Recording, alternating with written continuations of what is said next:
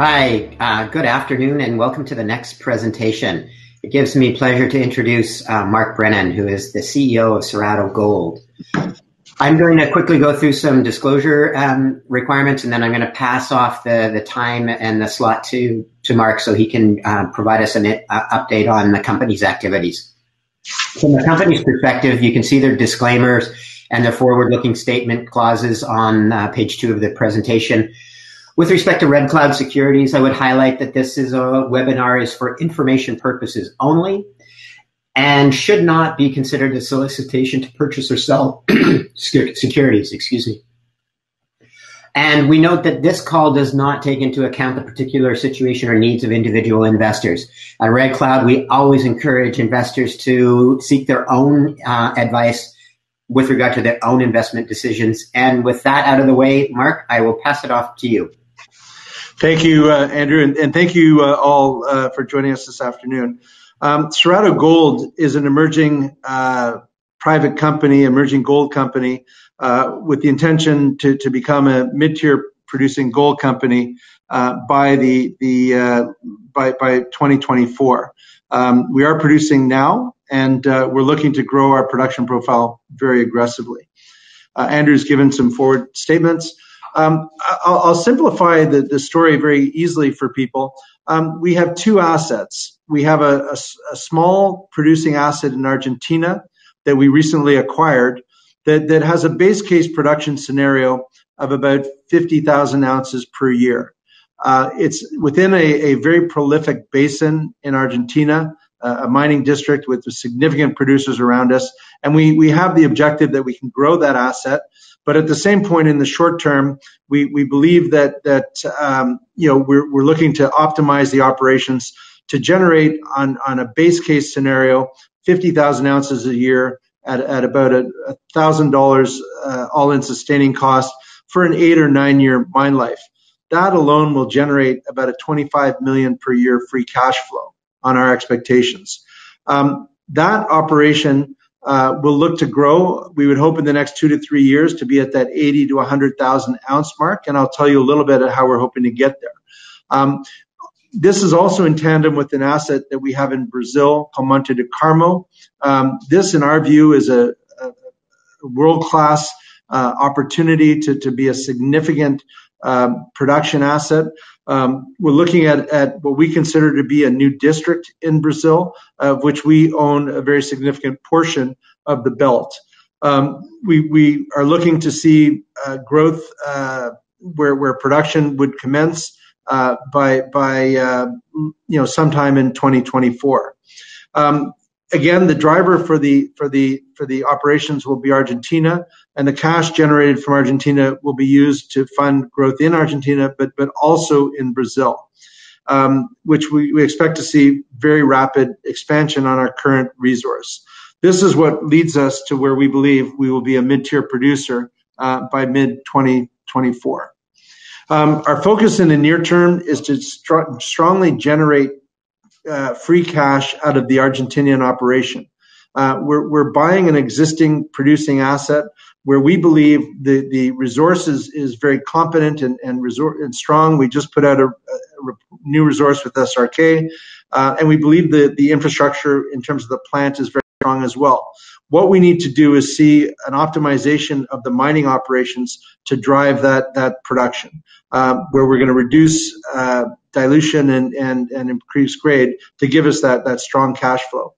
In Brazil, we're looking to drive our resource base from the 813,000 ounces that we have right now. Our target with the drill program that we're currently underway is for 1.5 million ounces by March of 2021, growing that to 2 to 2.5 million ounces by September of 2021 as well. So we see very strong growth parameters, and we look to drive some strong economics on the back of that. Here you should just see pictorially, obviously Argentina leading the way through our base case of 50,000 ounces. We are looking at a heap leach operation where we're investigating that now, where we're looking at an additional 20 to 30,000 ounces. If everything goes according to plan, we hope that we would have that in production by the end of next year. which would obviously drive our production scenario to a healthier level where we are today. And then following that, we see 150 to 200,000 ounces of production potential coming out of Brazil starting in 2024. Brazil is an area we know well. We've got a team that have developed, turned around stories. We've had 3 or 4 successes under our belt for the team. This is probably one of the most attractive assets that we've seen. And I'll talk to you a little bit about our experience a little later.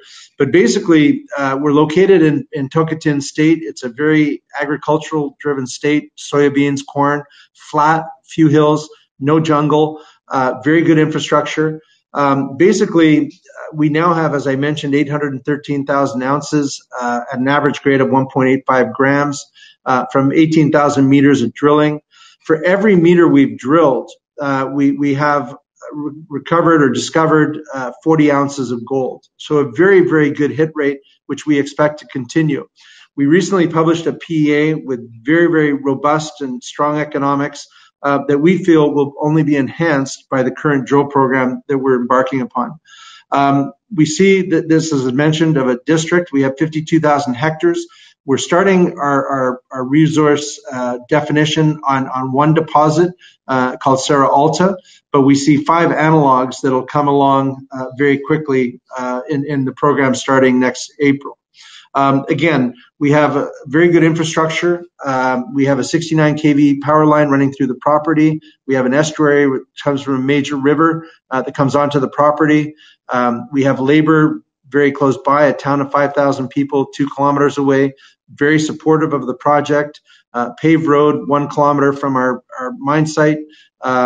We have 5 kilometers away. We have the main highway that goes to a population of 250,000 people 45 minutes away in one direction and 50,000 people 45 minutes in another direction. So all the ingredients are here for very successful operation. Likewise, we don't have any garamperos or any NGOs that we need to contend with.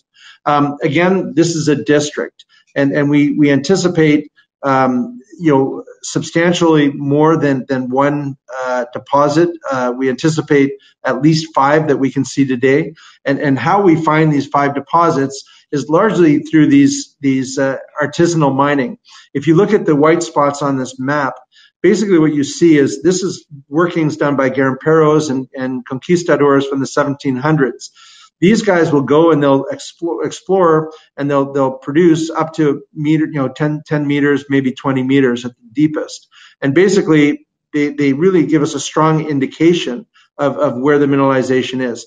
We have, if you look at this area, which is Serra Alta alone, this is very strong evidence that this whole region is highly prolific with gold. And the fact is, we see this on lots of different areas on our property. So we expect that we'll see continuation of this.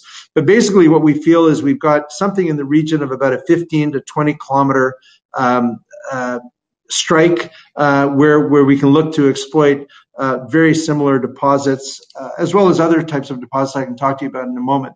But the first focus will be on Serra Alta, and then we'll move starting in March. We'll do continued drilling on some of the other targets.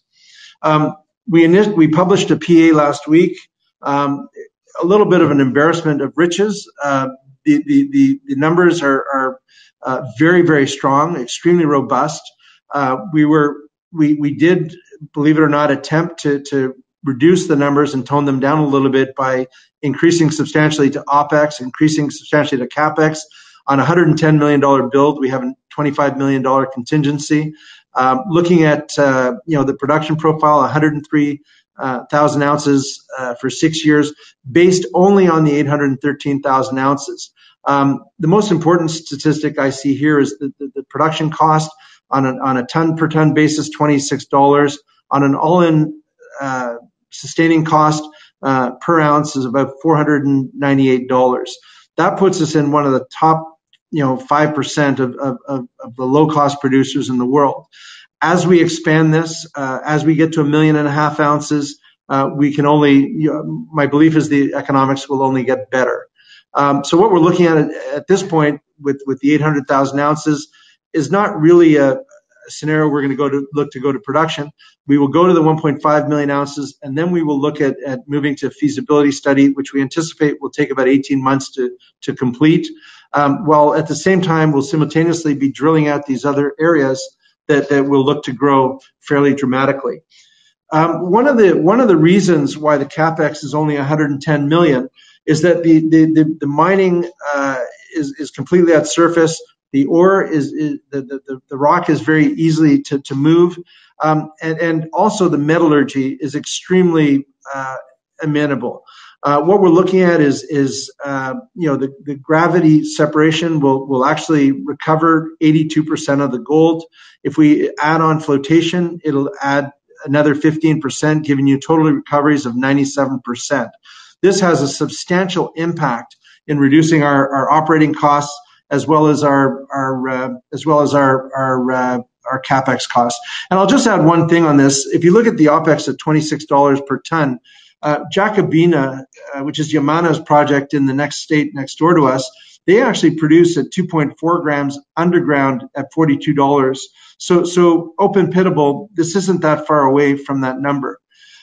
We have this is our 43101 compliant initial maiden resource of 813,000 ounces at 1.85 grams. Basically, we have 762,000 of those ounces are coming out of open pit. When we did our own internal models, we had a higher total ounces of gold. We also had higher grade.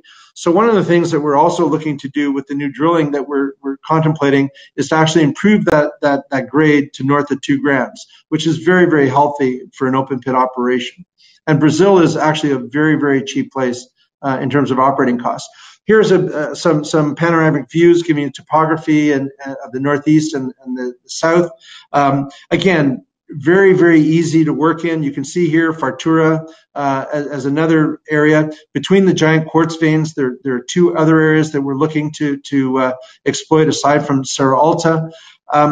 Excuse me. Whoa. Sorry, I've gone. What's going on here? You're going the wrong way.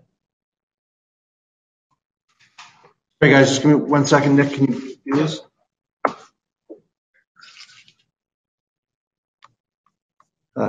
Which one were you trying to build? Yeah, that's fine. Okay, sorry about that. Basically, what we're looking at is it's a very easy environment to be working on. The giant quartz veins, RGZ delineated 310,000 ounces at 2.5 grams. That's not included in our resource. We're not looking for giant quartz veins. We're really targeting on the granites. And what we're looking at here is we have a hydrothermally altered and sheared granite, basically rich in sulfides, although liberated. The gold mineralization is liberated from the sulfides. The sphalerite and the galena are very good indicators of where the gold is visually. But at the same point, the mineralization itself is quite liberated, and non-interstitial to the sulfides. Looking at a good analog for this project is actually Kinross's Fort Knox deposit. This is the drill program we're currently underway. Again, by the end of March, it's based on Serra Alta alone. By March, we're going to be at that one. We're targeting that 1.5 million ounces. And below you can see and here you can see all the different analogs that we're targeting. Each and every one of these has a component of these granites and mineralization within granites that we're targeting.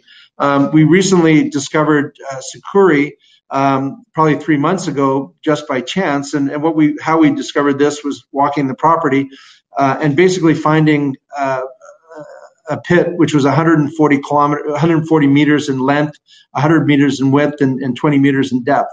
And so I expect that we will find other areas like this on our property as we move forward. The second project we have is Argentina. Again, we're acquiring a producing mine.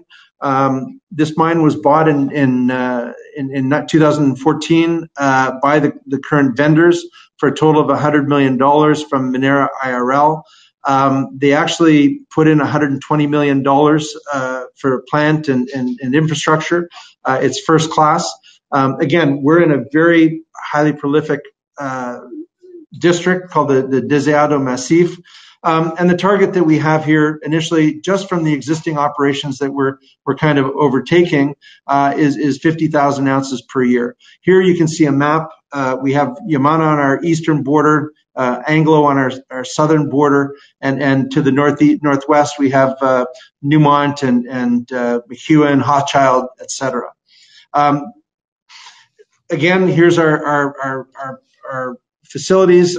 Basically, we have 1,000 ton per day CIL plant, a brand new Outokumpu plant. We've moved our recoveries from 88% to currently to 92%. We've improved our throughput from 900 tons a day, running comfortably at 1,200 tons per day. The objective we have now is to take the grade that we know the average grade of the deposit to move from 2 grams when we acquired it up to 4 grams, 4.5 grams over the course of the next 6 months. And basically, this is all going to be done through the mining processes, and that is where the opportunity on this project exists. We will look to other areas, to satellite deposits.